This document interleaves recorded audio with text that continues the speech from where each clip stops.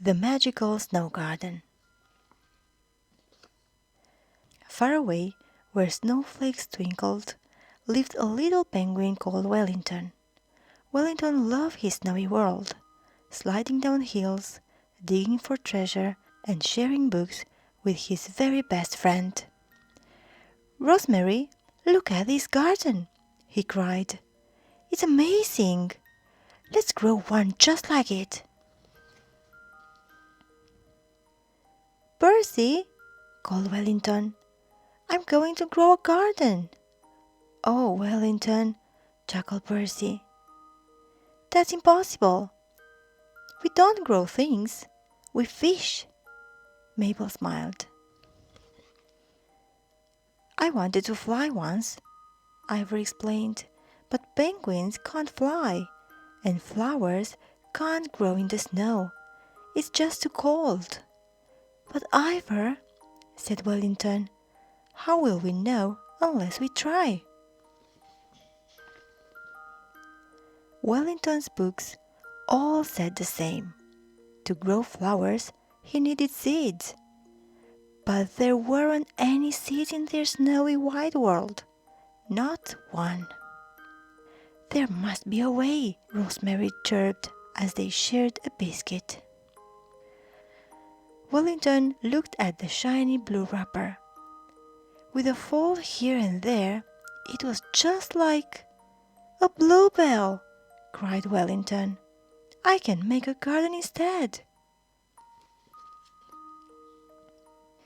So Wellington filled his biggest net with things to make his garden.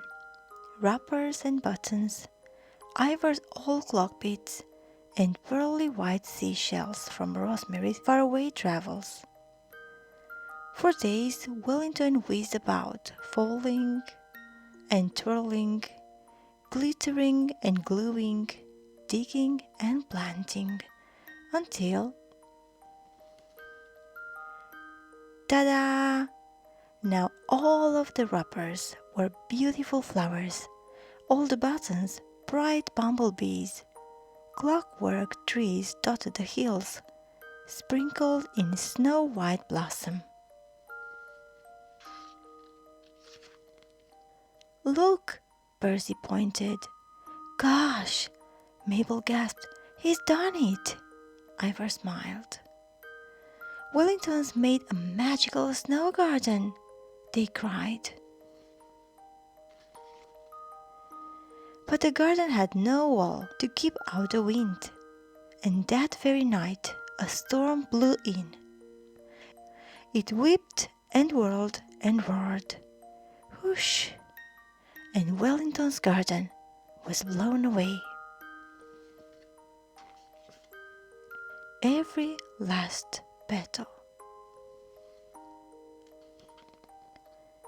"Never mind," said Mabel. "You tried your best." They brought him warm milk and biscuits, but Wellington shook his head. "No thanks," he sighed. Just then he heard a flutter of wings, and Rosemary dropped something in his lap. Slowly Wellington smoothed out the shiny blue wrapper. Then he folded it just so. "The first bluebell for my next garden," Wellington nodded. This time Wellington's friends helped to make his lovely new garden. Percy built a wall to keep out the wind.